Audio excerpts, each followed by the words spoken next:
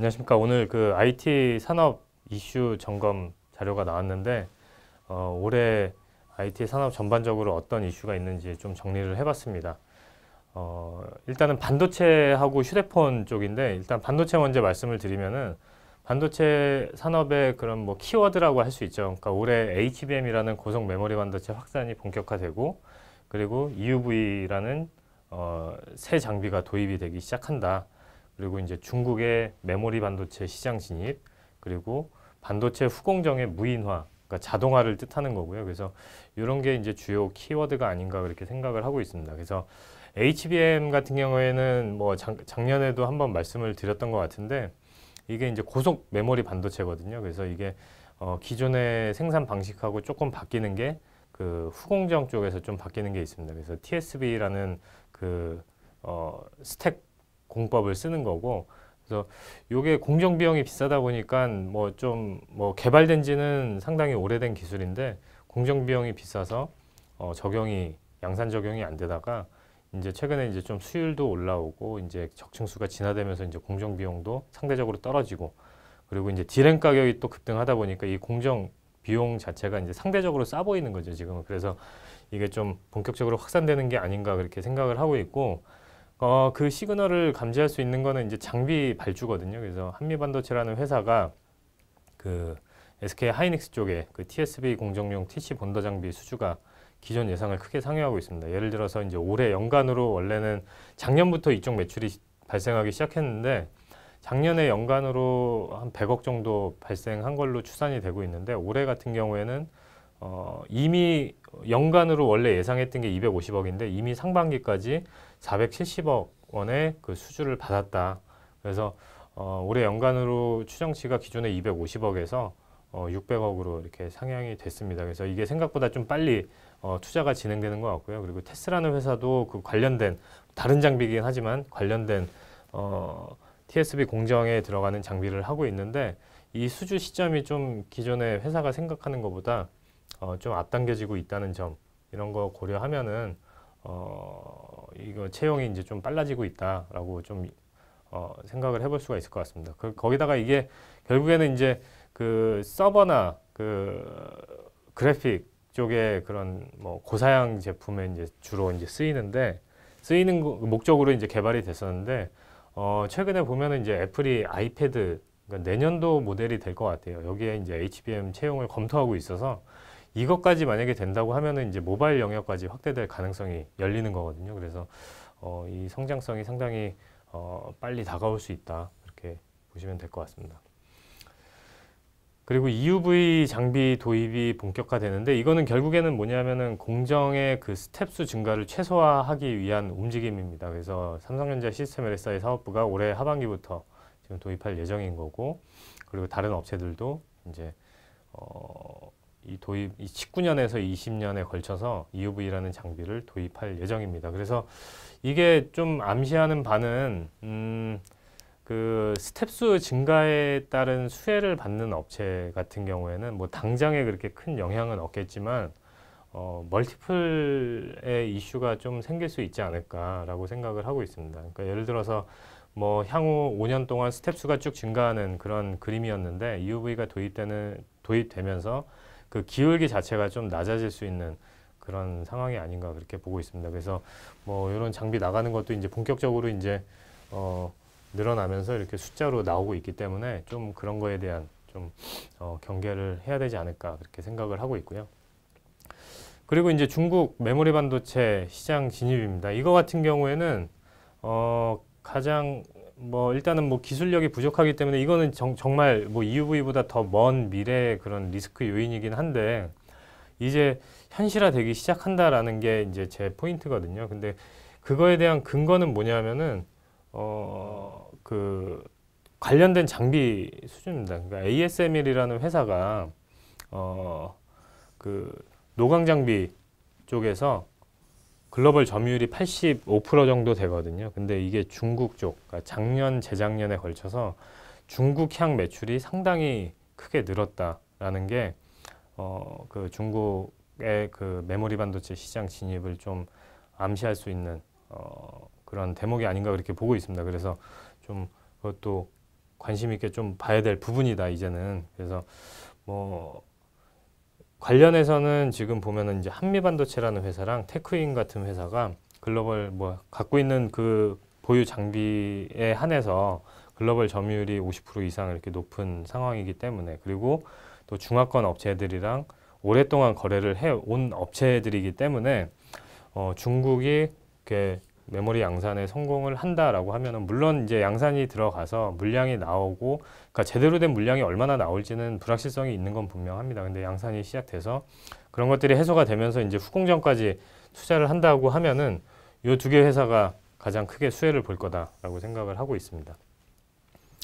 그리고 이제 ASML의 이 중국을 뭐 중국이 당연히 포함된 거겠죠. 그래서 ASML의 그 글로벌 메모리향만 브렉다운을 해서 매출을 보면은 이게 작년부터 또 급반등하기 시작했습니다. 그래서 그거 기반해서 ASML이 전망하고 있는 올해 연간 D램 빅그로스가 22에서 24%로 언급을 하고 있거든요. 그래서 이거 기준으로 보면 시장에서는 지금 공급 빅그로스 한 20% 정도인데, 그것보다 이제 못 미칠 가능성에 대해서 계속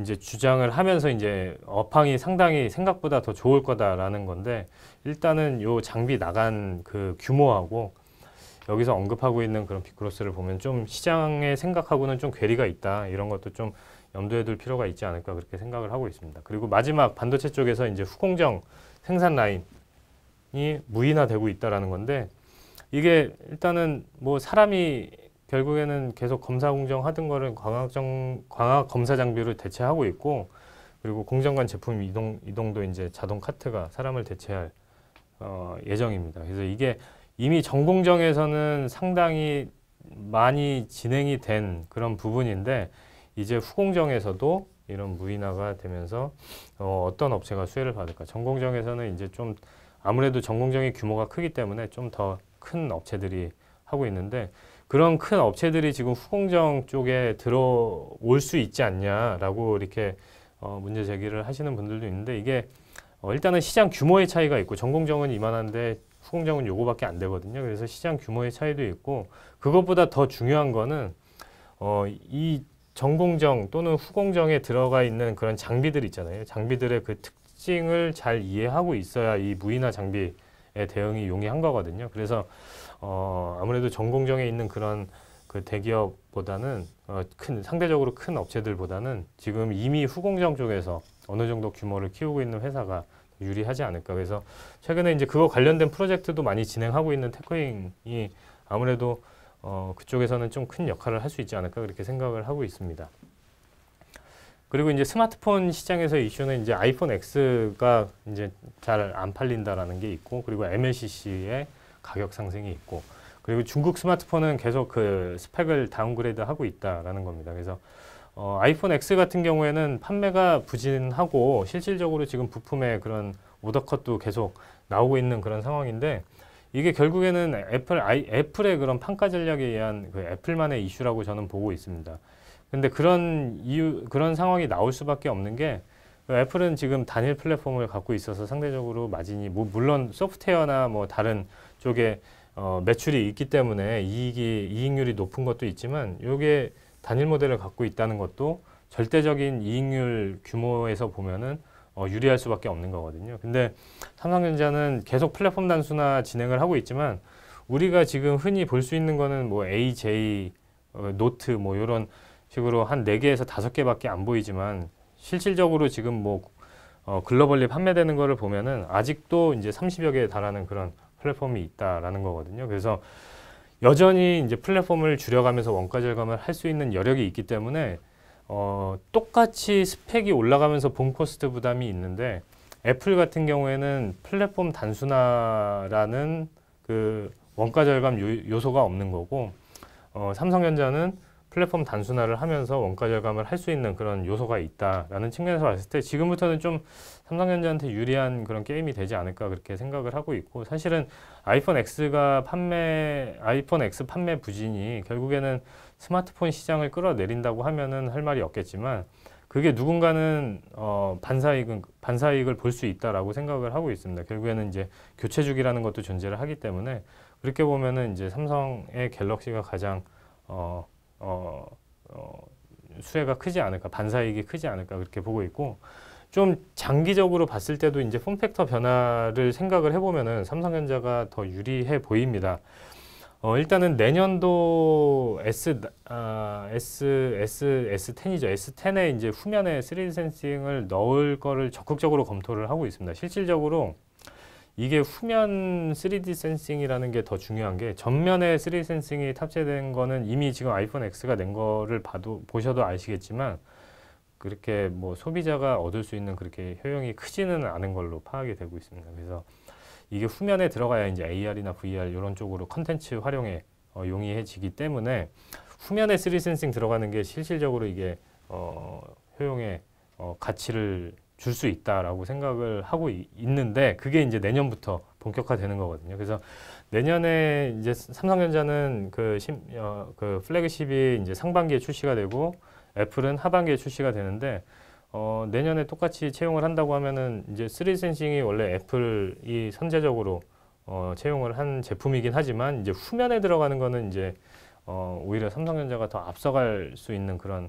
상황인 것 같습니다. 그리고 이제 또 디스플레이 내장 지문 인식이나 폴더블 디스플레이, 이런 디스플레이 기술까지 감안을 하면은 이제 뭐 좀 장기적으로 봤을 때 스마트폰 시장이 이제 좀 삼성전자에 유리한 그런 게임이 되지 않을까 그렇게 결론을 내렸고요. 그래서 뭐 애플 아이폰 X 같은 경우에는 생산 계획이 이제 800만 대 수준으로 지금 내렸습니다. 원래 시장 예상치 2분기 같은 경우에 원래 시장 예상치는 1000에서 1300만 대 정도였는데 그거보다 크게 하회하지 않을까. 그래서 LG노텍도 이거 관련해서 이제 상반기 실적 컨센이 한 1000억 정도 되는데, 영업이익이 1000억 정도 되는데 한 500억에서 600억 정도 보면은 무난해 보인다. 그래서 아직도 이제 좀 그 관련된 서플라이 체인의 그 실적 하향 룸이 있다라고 보고 있고, 그래서 애플 서플라이 체인보다는 삼성 서플라이 체인에 집중을 하는 게 맞지 않을까 그렇게 생각을 하고 있습니다. 그리고 MLCC 가격 상승 모멘텀은 이제 제가 삼성전기를 하도 자주 말씀드려갖고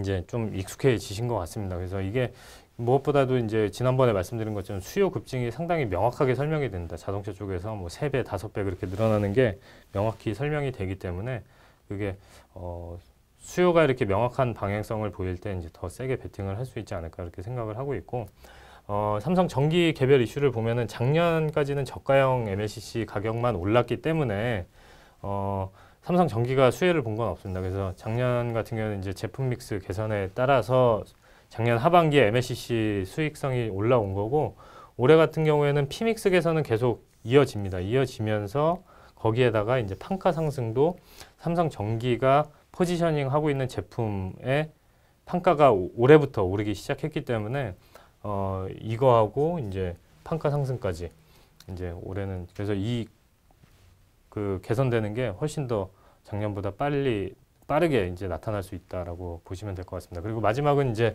중국 스마트폰 업체들이 본코스트 부담, 메모리 반도체 가격 상승 때문에 본코스트 부담이 너무 심해지고 있어요. 그래서 스펙 업그레이드를 이제 좀 정체시키고 있는 그런 상황입니다. 그래서 듀얼 카메라 같은 경우에도 업그레이드를 안 하고 작년에 썼던 그 스펙을 그대로 이제 채용을 하는 바람에 이제 삼성 전기가 이제 이 중국 듀얼 카메라 시장 자체의 이제 매력을 크게 못 느끼고 있는 그런 상황인 것 같습니다. 그래서 이제 점유율이 하락하고 있는 이유도 거기에 있다. 근데 실질적으로 이 기어로 보면은 이쪽은 뭐 거의 뭐 연간으로 봤을 때 맥스가 한 얼마죠? 한 100억에서 한 150억 정도 되거든요.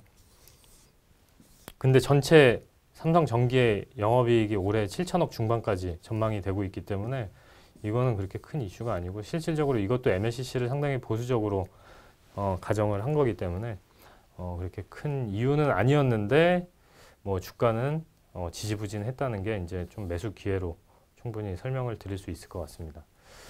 그래서 지금 보시면은 이제 종목 쪽에서 보면은 이제 제가 삼성전자 같은 경우에는 이제 뭐 반도체 업황을 이제 좀 슬로다운 하게 보는데, 삼성전자를 계속 좋게 말씀을 드리는 이유는 세트 사업이 너무 디스카운트 받고 있다. 아까 말씀드린 그런 스마트폰도 마찬가지고요. 그래서 TV 쪽도 작년에는 이제 OLED TV 쪽에서 많이 밀렸는데, 올해 같은 경우에는 이제 좀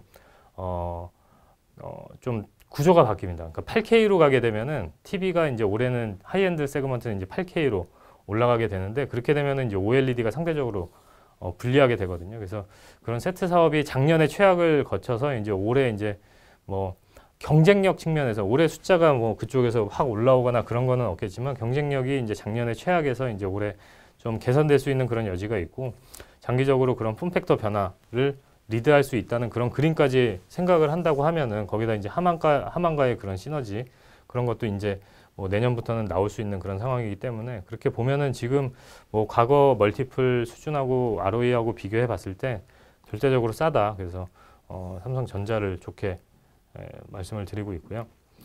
그리고 그 다음은 이제 뭐 하이닉스 같은 경우에는 지금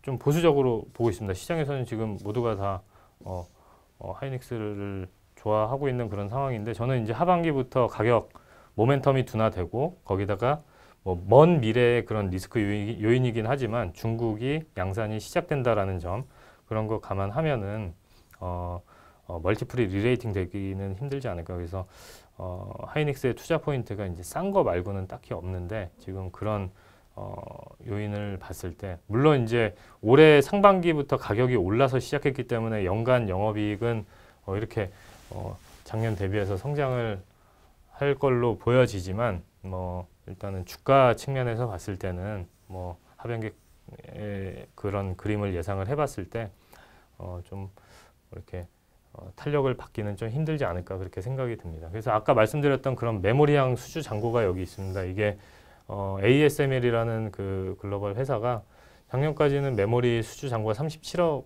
유로였는데 올해 80억 유로로 증가를 하게 됐고, 이런 게 이제 올해의 그런 공급 증가로 이어지면서 좀 하반기에 좀 가격 모멘텀을 둔화시키는 요인이 아닐까, 그렇게 생각을 하고 있고요.